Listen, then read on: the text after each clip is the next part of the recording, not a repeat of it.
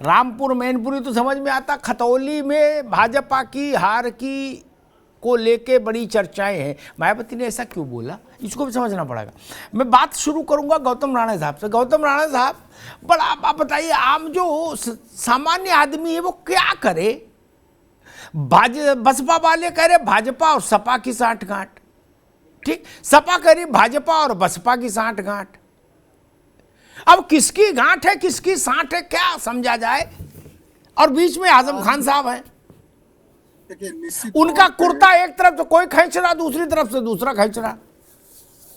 हाँ, एक्चुअली बहन जी ने तो बहुत बड़ा उपकार किया है। ये नहीं कहा आजम खान जी को कि बड़े भाई का कुर्ता और छोटे भाई का पैजामा पहन करके नेता बनने चले आए थे, ये नहीं कहा, ये बहुत बड़ा उपकार किया।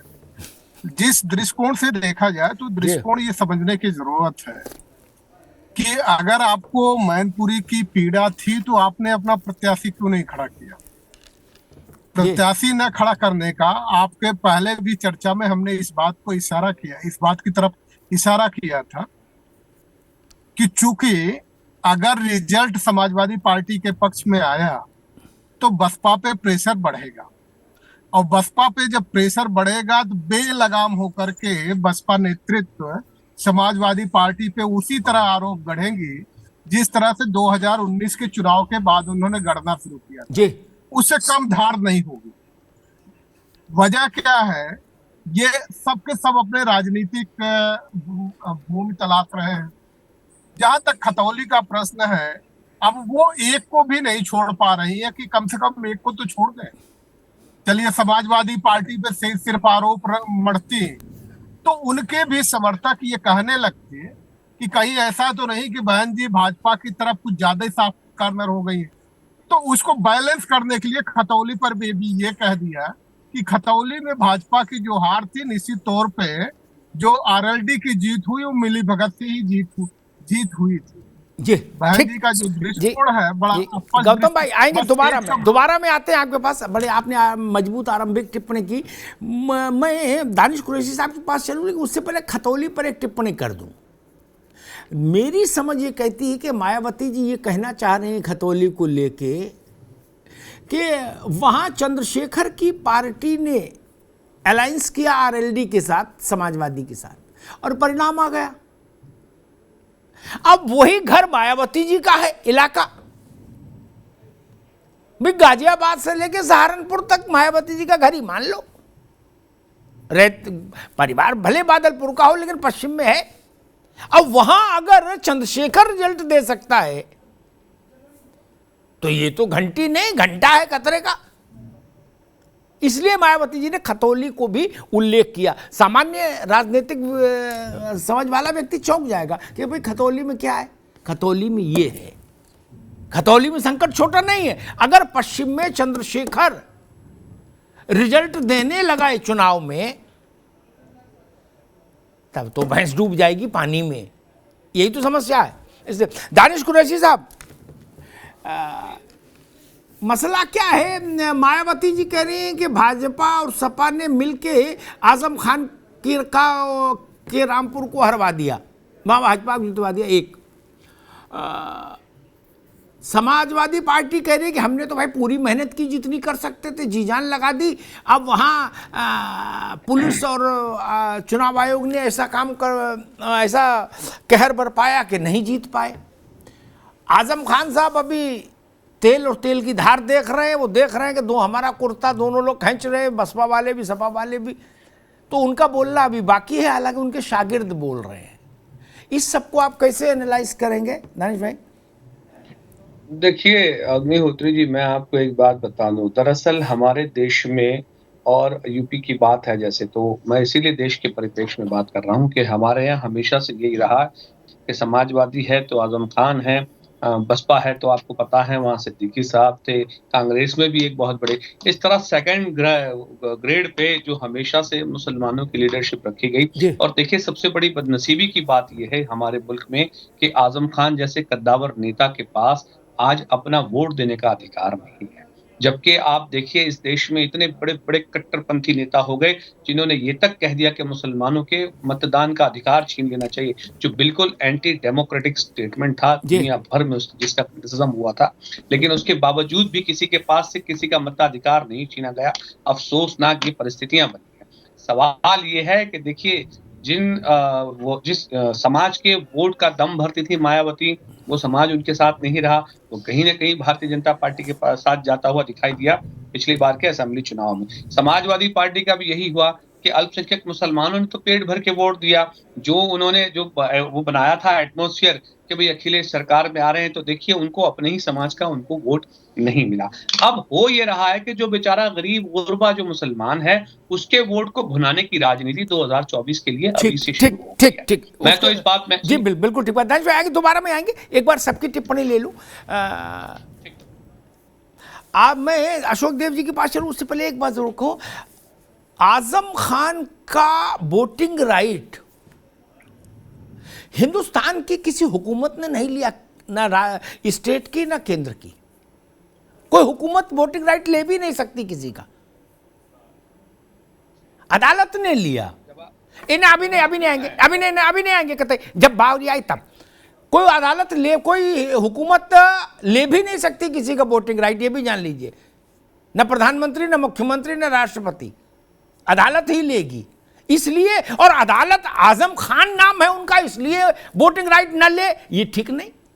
बाला साहब ठाकरे का भी वोटिंग राइट ले लिया था, ये तर्क ठीक नहीं। बाल ठाकरे का भी वोटिंग राइट छीन लिया था अदालत ने। क्या इसलिए ना छीना जाए कि ये हिंदू है, ये मुसलमान है, केवल बौद्ध का छीनेंगे फिर क्या? ना, जो गलती करे अदालत निर्णय दे उसको स्वीकार करना चाहिए। उसमें आजम खान को कोई विशेष प्रिविलेज नहीं मिलना चाहिए इसलिए कि वो मुसलमान है। ना, अदालत की नजर में हिंदू मुसलमान नहीं हो, कम से कम बाकी सब जगह तो हो ही रहा है, वो तो ठीक ही है कुश्ती, लेकिन अदालत में ये कुश्ती नहीं हो, नहीं तो फिर मामला ज्यादा खराब हो जाएगा। अशोक देव जी, बहन जी कह रही हैं कि समाजवादी पार्टी ने भाजपा से मिलके आजम खान का मामला खराब करा दिया रामपुर में।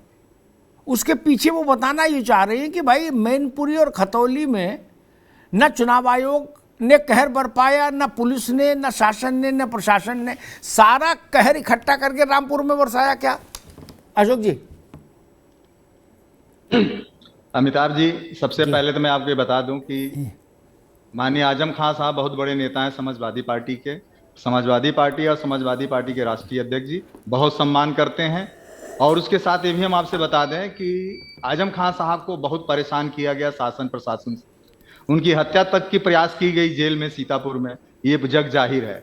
जो आप कह रहे हैं कि प्रशासन केवल हम नहीं कह रहे, मायावती जी कह रही हैं भाई, हम नहीं कह रहे, मायावती जी कह रही, उसी पर सवाल पूछ रहा हूं, उसी पर उत्तर दो। हम नहीं कह रहे मायावती जी वो बोलो। देखिए, शासन प्रशासन केवल रामपुर में ही नहीं, मैनपुरी और खटौली में भी परेशान किया। आप सोशल साइट पर देखे थे, आपको पता होगा ये कि शासन प्रशासन परेशान है। और केवल मायावती जी नहीं डरी हुई है, अब बीजेपी भी डरी हुई है मैनपुरी और खटौली के रिजल्ट से। इसीलिए उन्होंने आजम खान साहब को परेशान करने के लिए, आपने देखा होगा कि किस तरह से एक IRS अधिकारी थे, रिटायर्ड थे, उनको कितने बदतमीजी से पेश आई पुलिस उनके साथ, उनको वोट डालने नहीं दिया गया और उनको ये कहा गया कि आप 100 मोटरसाइकिल घर में रख करके और कार्यकर्ताओं से आप प्रचार करवा रहे हैं। इस तरह से जो है उनके साथ बदतमीजी किया गया। तो ये तो हद हो गया रामपुर में, ऐसा नहीं होना चाहिए था। जहां तक मायावती जी की बात है, तो आपको पता है कि जब भी वो समाजवादी पार्टी के साथ आई, चाहे वो कांसी राम जी रहे हो और चाहे मायावती जी रहे हो, क्या रिजल्ट रहा सबको पता है। और 2022 में इन्होंने बीजेपी के साथ क्या किया, रिजल्ट आपको पता है, ये कहने की जरूरत नहीं है। तो परेशान ये दोनों लोग हैं, चाहे बीजेपी हो या चाहे बीएसपी हो। ठीक है अशोक जी, हमारे जनाधार से समाजवादी पार्टी के जनाधार से ये लोग परेशान। ठीक, अभी रुको, सैफ खान के पास चलूंगा अशोक जी, और ओपी सिंह जी आपके पास बाद में आऊंगा। मुझे याद है सैफ खान, आजम खान साहब को लेके जो इस वक्त वो है, मायावती जी ने वो दिखाया है एक अपनापा, ऐसे ही अपनापा उन्होंने एक दौर में शिवपाल यादव के लिए भी दिखाया था। तो मंच से कहा था कि इसने अपने भाई के लिए पूरा जीवन दे दिया और इसके साथ नाइंसाफी हुई। क्या उत्तर प्रदेश में मुस्लिम वोट को अपने पाले में खींचने के लिए ये भाजपा का इस्तेमाल हो रहा है कि भाई सपा कह रही बसपा भाजपा की गोद में बैठी, बसपा कह रही सपा बैठी? सैफ खान। अमिताभ जी, सबसे पहले मैं आपका बहुत शुक्रगुजार हूं और आपके चैनल का कि आज आजम खान की सीट के ऊपर या रामपुर की सीट के ऊपर हम ये जिक्र कर रहे हैं, क्योंकि मैं खुद भी रामपुर से ताल्लुक रखता हूं, इसलिए मैं आपको बेहतर जानकारी जो है पूरी पिक्चर पे दे सकता हूं। पहली चीज, सपा अब जो ये झटका लेके जो है मायावती जी के बयान के ऊपर जो है, जो प्रतिनिधि कह रहे हैं कि साहब जो है ये गलत तो हुआ आजम खान के साथ में, तो मैं इनसे ही पूछ रहा हूं ये सवाल जो है अमिताभ जी आप ही के सामने, कितने स्टार प्रचारक थे आपके उत्तर प्रदेश में और कितने रामपुर में गए? ये सपा के जो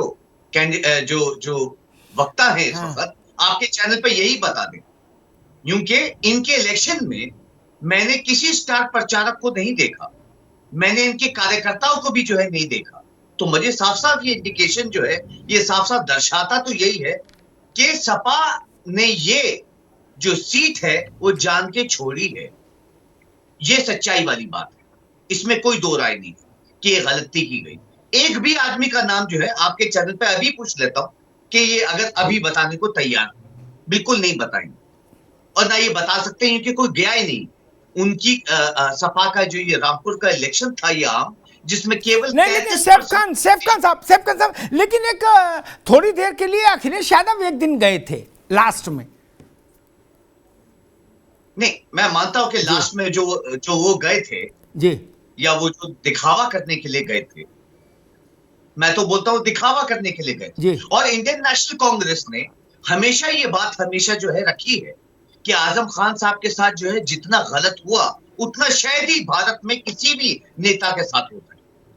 मैं आपको बताऊं अमिताभ जी, 8000 से ज्यादा बयान, स्टेटमेंट्स, कम्युनल स्टेटमेंट्स रिकॉर्ड की गई हैं केवल 38 भारतीय जनता पार्टी के जो प्रतिनिधियों और लीडरों से, चाहे वो मिनिस्टर हो, सांसद हो या विधायक हो। आज तक उनको निष्कासित नहीं किया गया है। आज तक वो मिनिस्टर है, आज तक वो सांसद है, आज तक वो विधायक है। ठीक है, एक चीज फिर समझ लें, हम आज इस पर बहस नहीं करने आए किसके ये पार्टी में ज्यादा गालीबाज है। सबकी पार्टी में भगवान का भरा पूरा आशीर्वाद है, सबके यहाँ गालीबाजों की कमी नहीं। मैं उस पर बहस थोड़ी नहीं करने आया। अन्ना संख्या बताओ, विक्रम सैनी को अदालत ने दोषी पाया, विक्रम सैनी को हटा की मेंबरशिप ले ली, आजम खान को पाया, आजम खान की ले ली। इसमें काहे को हल्ला मचा रहे हो यार? बाकी गालीबाज है, अपना अपना गालीबाजों को खिलाओ पिलाओ, मुस्टंडा बनाओ, अगले चुनाव के लिए कहो भाई तैयार रहो गला बांटने के लिए। जो लपेटे में आ जाएगा सो विक्रम सैनी और आजम खान हो जाएगा।